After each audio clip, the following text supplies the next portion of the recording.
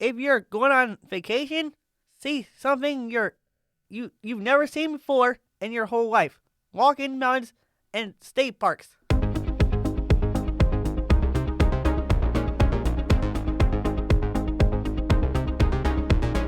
Welcome to the Telling It Our Way podcast. I'm Ally. And I'm Becca. In this podcast, we bring you stories by disabled people about disabled people. Stories from the daily lives of self-advocates with intellectual and developmental disabilities. These are real people with complicated lives. They don't want your pity, and they do not exist to inspire you. This is not inspiration porn. Hey, Ally. Hey, Becca. Today's episode's on the lighter side for our listeners. We are going to speak to two storytellers about their experience with travel.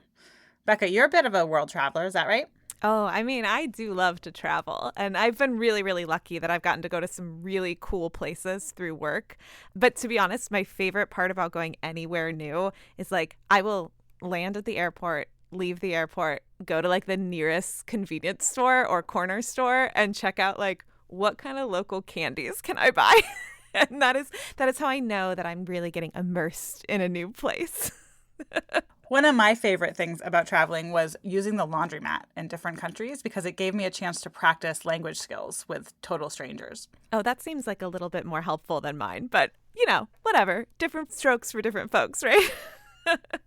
But travel isn't always easy, especially for people with intellectual and developmental disabilities. We know that even everyday travel around the city can be tricky for people, and it's pretty well documented that transportation is one of these biggest barriers that's faced by people with ID living and accessing their communities. But there's actually not very much research at all about other kinds of travel, like vacation or tourism. Yeah, even with map apps and icons and translation apps, we often still assume that travelers read and write independently, and organizing a trip takes a huge amount of executive functioning, something so many people struggle with regardless of whether or not they are people with IDD. That's why I think this episode is so important. It can help us understand that self-advocates want to travel and they want to talk about it. One of the things I know we both love is a good road trip. The weird pit stops with novel snacks and the rural scenery and the open road. And our first storyteller, Matthew, shares with us about his experience going to Gatlinburg, Tennessee. Let's listen.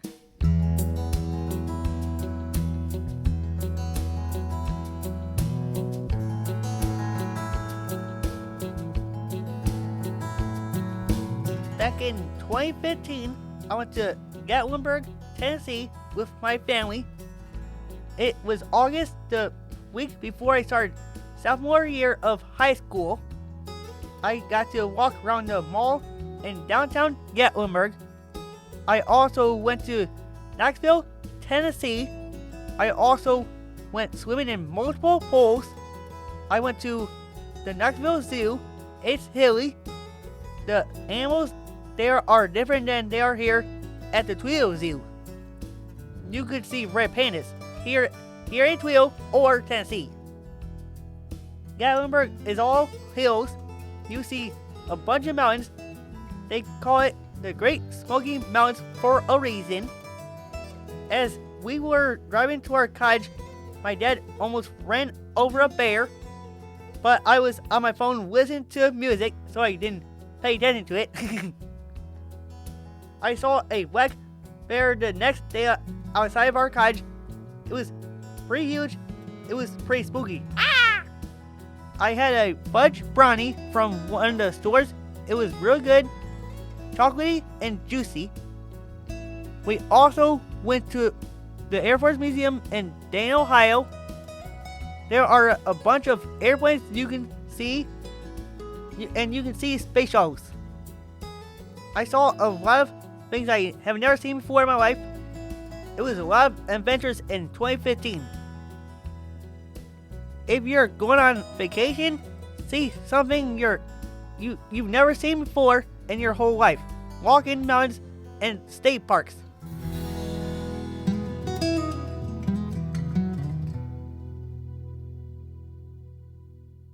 Oh, I love Matthew's story. What I think is so great about this is how he really tells all those details. What he ate. Who doesn't love a good brownie sundae? Yeah, and all about the mountains and the tourist attractions. And I love that he admits that he didn't see that bear because he was on his phone. It's very relatable. And his message is so universal. Take the time to see something you wouldn't normally, whether it's on a longer road trip or even closer to home. He references visiting Dayton, Ohio, which is in his home state. Yeah, and getting to experience new things is, of course, a huge reason why many of us say that we want to travel. But like I mentioned before, wanting to travel and actually getting to do it are two kind of different things. In a 2025 study from Eusebio and colleagues, where they interviewed people with intellectual disabilities in Portugal about tourism, they found that most of the people they talked to were really highly motivated to travel, really wanted to travel, but they never had, often citing things like financial constraints or reliance on other people for the planning and the transportation, the need for support for navigating new environments, or just having some fears around not being understood and having some communication difficulties. Yeah, and the reasons people want to travel connect with what Matthew was saying. As one interviewee says, quote, people traveling have contact with new horizons, completely different things. They understand that there are totally different things from what they are used to in everyday life. Yeah, and everybody should get to experience that. And speaking of understanding new things, that's exactly what happens in our next story. Our next storyteller travels a little bit farther than Matthew, going on a European adventure.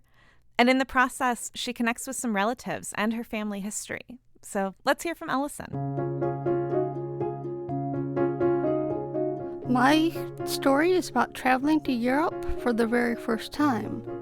The trip was my gift after graduating from Owens back in 2002, the 1-year anniversary of 9/11. It was me, my mom Kathy, my dad Don, my grandmother Loretta, whom I called Nana, who was no longer with us. She died 2.5 years ago at the age of 98. I loved traveling with my inner circle. These are the people who have supported me the most, and I miss Nana every day. We went to the Netherlands to see the Anne Frank house. We went to Paris for a week and did the Eiffel Tower, Notre Dame before it burned down, and the Louvre to see the Mona Lisa. It's a huge museum and one of the most visited museums in the entire world. There were a ton of people and tourists there. We also visited Versailles, where we danced in the Hall of Mirrors on September 11th, 2002. We reconnected with family that neither side knew existed for 110 years. We met my grandpa's first cousins.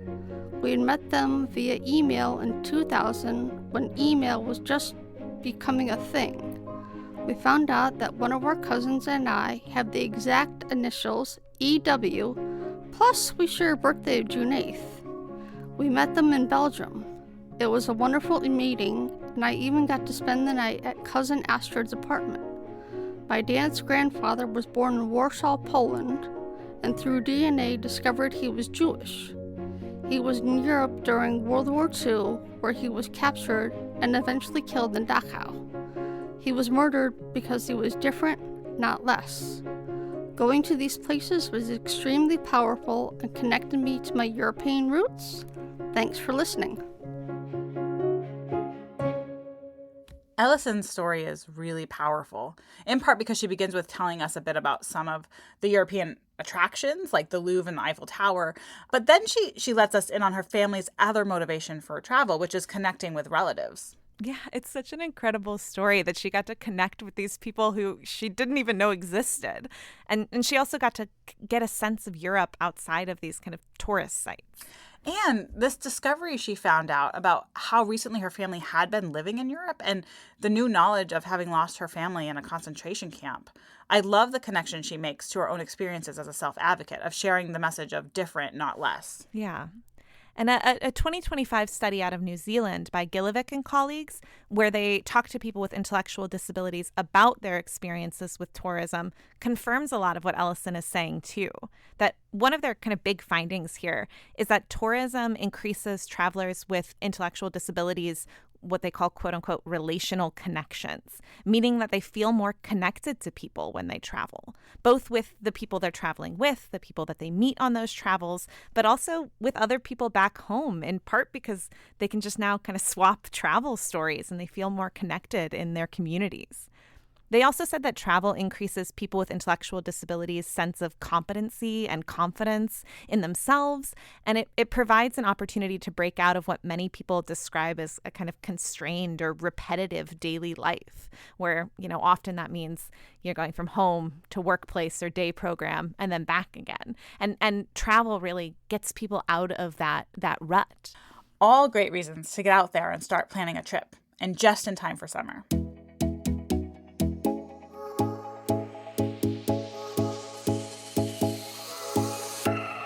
Before we end, I want to thank our contributors Matthew and Ellison, our associate producer Connor Smenner, and our Telling It Our Way advisory board members Jarita Fox, Quinn Thomas, and Gavin Daly. And special thanks as always to WGTE and our producer Chris Pfeiffer.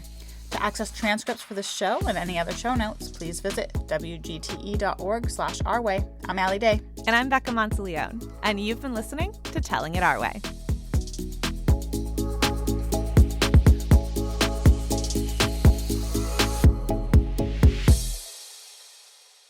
WGTE. Voices around us.